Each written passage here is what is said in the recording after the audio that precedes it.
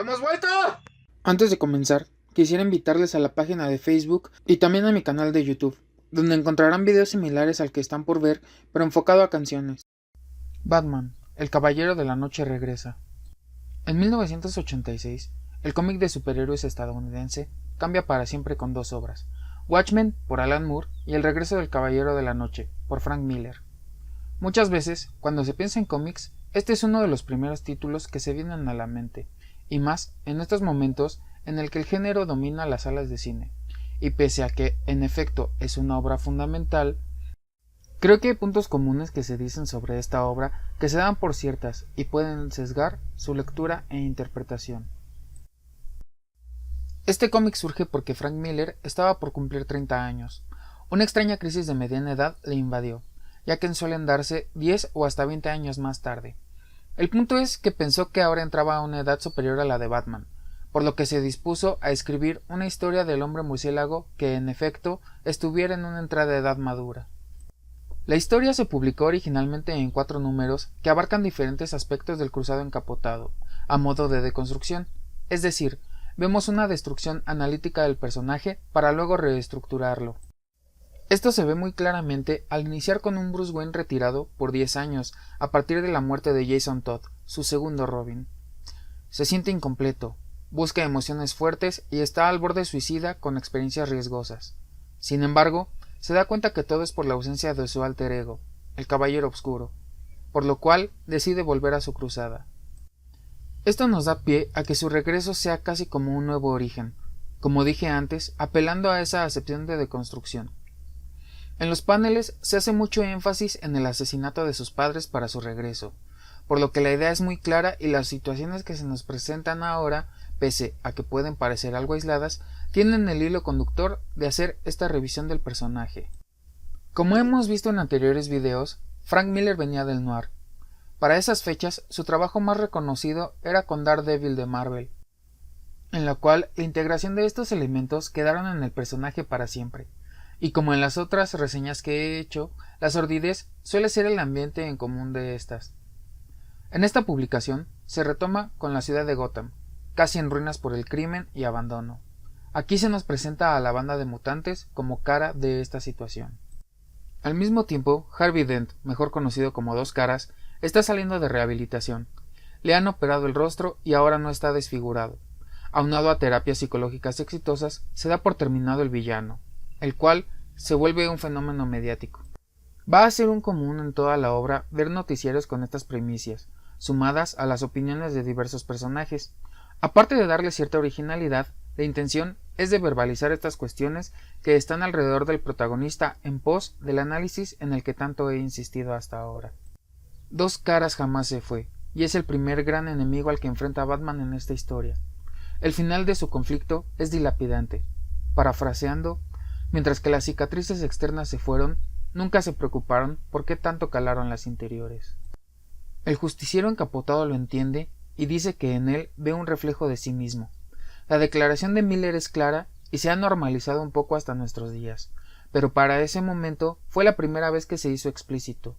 Bruce Wayne ha interiorizado el mismo daño que sus enemigos. Aunque se ha hecho mucho postureo con esta frase, el contexto y el resto de la historia lo demuestran. Es cuestión de la ciudad, el ambiente donde viven, por lo que una solución individual nunca surtió efecto. En la siguiente historia ahondamos en la banda de mutantes y su líder, así como se presenta a una pequeña que aspira a ser Robin llamada Carrie Kelly. Se inserta directamente en las acciones de Batman, sin pedir permiso y menos perdón. Tanto los integrantes de la pandilla como Kelly son hijos abandonados. Ella puede ir a la escuela pese a todo. A los mutantes les rebasa la realidad. Vemos los dos caminos en los que diverge Gotham.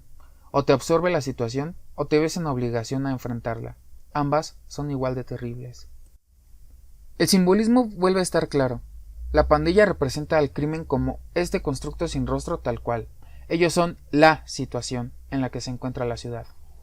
La primera vez que se enfrenta a su líder, el hombre murciélago es vencido, aunque logra capturar al dirigente. En el camino, descubre toda la organización criminal y cómo es que un general se encarga de traficar armas con ellos. Al confrontarlo, termina suicidándose. Una vez más, vemos que el crimen no se hace ni nace solo, sino que tiene causas estructurales y cómo se involucran altos poderes para tener largos alcances. Hacia el final, vemos cómo pide al comisionado Gordon que libere al líder de forma discreta para tener un encuentro con él, en donde encubiertamente hace que Robin convoque a la pandilla entera para que atestiguen el enfrentamiento. Esta vez él vence, y la pandilla adopta el nombre de los Hijos del Murciélago. En una maravillosa analogía, vemos cómo este enfrentamiento se lleva a cabo en suciedad y lodos de cañería. El protagonista se ha embarrado hasta la cabeza, literalmente, de la porquería al igual que el mutante. Nos habla del involucramiento del héroe y narrativamente causa la empatía de la pandilla. Son libres de esa cabeza criminal ahora, y tienen la convicción de seguir los ideales contra el crimen que tiene Batman, aunque en estos momentos es a su libre interpretación. En el siguiente mini arco, el gran villano de Batman hace su aparición, el Joker ha vuelto. En los números anteriores se nos mostró como un interno en el asilo Arkham, literalmente falto de color y silente. No es hasta que ve a Batman salir en los noticiarios que él también regresa. El payaso del crimen es la gran analogía de todos los supervillanos del Hombre Murciélago. El análisis de Miller es tajante en este capítulo sobre ellos. Estos antagonistas pintorescos son una respuesta al mismo Hombre Murciélago. Es por esto que el Guasón va recobrando color hasta que regresa a la cruzada del encapotado. Tras el fallido tratamiento de Dos Caras y el escándalo mediático, el mismo doctor lleva al payaso del crimen a una presentación pública en televisión, en la cual aprovecha para escapar, asesinando a todo el público. Una vez más, la solución individual no hace efecto. Hacia el final del capítulo, el monólogo interno del murciélago nos lo dice. En este juego de intentar hacer justicia a golpes e individual, todos los cadáveres que se han acumulado manchan de sangre sus manos también. Se plantea asesinar al payaso al fin. La violencia entre estas partes ha escalado a niveles tan ridículos que intentar darle este matiz moral de no asesinarle queda fuera de toda lógica interna. Y aunque al final no termina de atreverse, le hace mucho daño en el cuello. Intentaba desnucarlo. El mismo Joker termina el trabajo para inculparle y que enfrente a la policía, simbolizando el proceso judicial contra el cual sea que es el teatro que este tipo de personajes hacen en el mundo de Batman. Por último, vemos la que se me hace la gran tesis de la obra. El número se llama La caída del Caballero Oscuro. Pese a que vemos a un Batman otoñal, su edad no está directamente relacionada al tiempo en que se desarrolla la historia, ya que es un contexto muy específico. Aunque nunca se dice el nombre del presidente, en el dibujo es Ronald Reagan, y hay un conflicto con la Unión Soviética por una isla llamada Corto Maltés, así que la historia está en un marco de la Guerra Fría. En este número vemos a Superman enfrentando a Batman, que es uno de los momentos más famosos de la obra completa, aunque no el único.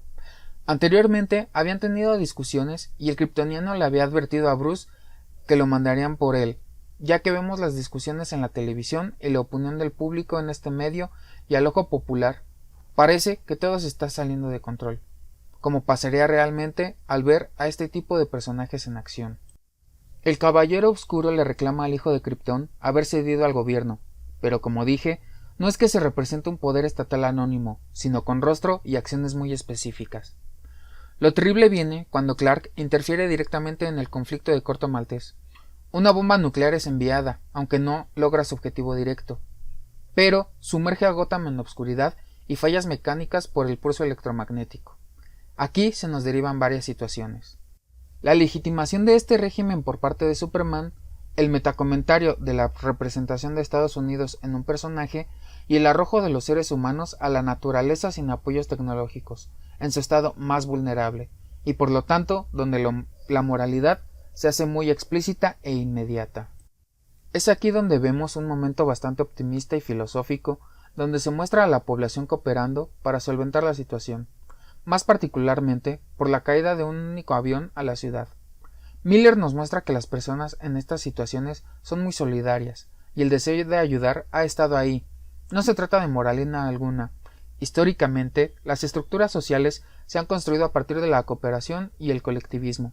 Es una clara posición contraria a la exaltación de la individualidad del reaganismo-thatcherismo. Posterior a esto, Batman recurre a los hijos del murciélago para ayudar y mantener la tranquilidad de la ciudad. Hasta este momento estaba desentendido de ellos, por lo que veíamos en las noticias. Tomaban acciones brutales contra lo que consideraban crimen, a veces cayendo en el ridículo, haciendo una analogía y sátira de estos héroes de propia mano. Finalmente, vemos este enfrentamiento que se da en el callejón del crimen, aquel donde asesinaron al padre y a la madre de Bruce Wayne, ahí donde Batman nació, y es aquí donde también morirá. Superman es vencido física y moralmente, pero al hombre murciélago le da un infarto. Recordemos que el último hijo de Krypton es el primer superhéroe, y aquel arquetipo que da origen a todos los demás en el contexto estadounidense. En su posterior acepción, se transgrede el concepto completamente, ya que este dios es vencido. Así vemos un paralelo en Jerjes de la obra 300 del mismo Miller, lo cual nos da una nueva dimensión de humanidad a este extraterrestre que está muy por encima de nosotros. Presenciamos cómo se vence a esta cara del país del norte con las políticas que hacen mella hasta nuestros días. Aunque tenemos un último giro, que es el de más peso en la historia. Batman murió, pero Bruce Wayne no. Había tomado una pastilla para reducir su ritmo cardíaco al mínimo y hacer pensar a su contrincante que había muerto. En el funeral deja de funcionar el efecto y sus latidos son captados por Kal-El. Sin embargo, no hace nada al respecto, gracias a esa nueva humanidad al conocer la derrota. Le regresa al primer superhéroe la inocencia fuera de las garras ideológicas estadounidenses, la inocencia que Miller ha dicho que eran los orígenes del kryptoniano. Este solo guiña un ojo a la joven Kelly en la ceremonia y se retira. La mansión y todas las posesiones del millonario son destruidas. El dinero ha tomado diferentes destinos. Por último, pasamos a unas catacumbas en las que Wayne comienza a liderar y estructurar a la banda de mutantes. El mensaje es muy claro. Ha explorado al superhéroe en todas estas dimensiones en las que lo entiende, y su resolución es que el héroe individual al que apela esta naciente ideología neoliberal debe morir. No se deshace de la figura moral que llega a ser el hombre murciélago. Así como en los movimientos sociales reales existen líderes y ejes ideológicos en los que se construye alrededor, pero apela a que es el héroe colectivo y organizado quien debe tomar las riendas.